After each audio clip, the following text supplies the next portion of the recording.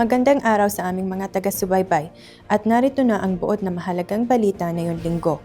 Dahil sa pag-atake ng Iran sa kaharian ng Bahrain, inanunsyo ng Ministry of Interior ang pagbabawal sa paglalayag ng mga seafarer gamit ang mga bangkang pangisda at bangkang panlibang dahil sa panganib na maaring idulot na ito sa kaligtasan ng mga mamamayan at residente.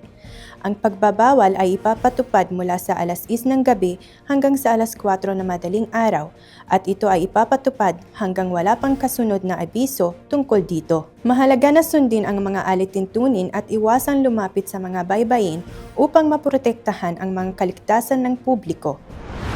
Inanunsyo na rin ng Ministry of Interior na inaresto ng Capital Governorate Police Directorate ang 7 individual dahil sa pagnanakaw ng alahas at mahahalagang gamit na kakahalaga na higit sa 800,000 Bahraini dinar. Ayon sa impormasyon, isinagawa ang krimen habang wala ang mga may-ari ng bahay.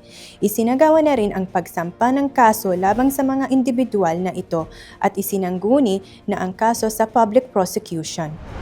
Patuloy ang General Directorate of Traffic ang paghuli sa ilang driver at pangkumpiska sa kanilang mga sasakyan sa loob na 60 araw dahil sa malakas na ingay na galing sa mga ito na nagdudulot ng takot sa mga mamamayan at residente at nakakaabala na rin sa kaayusan ng publiko.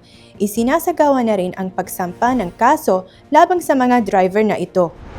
Ang aming mensahe ngayong linggo, aming mga minamahal na mamamayan at residente, ang iyon pangbansang kamalayan at moral na obligasyon ay bahagi ng seguridad ng kaligtasan ng kaharian ng Bahrain.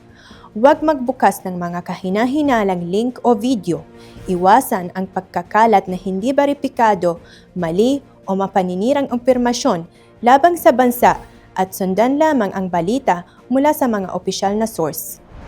Para sa karagdagang impormasyon, bisitahin ang Police Media Center sa www.policemc.gov.bh at sundan kami sa mga opisyal na social media accounts. At dito, nagtatapos ang aming balita ngayong linggo. Maraming salamat sa panonood.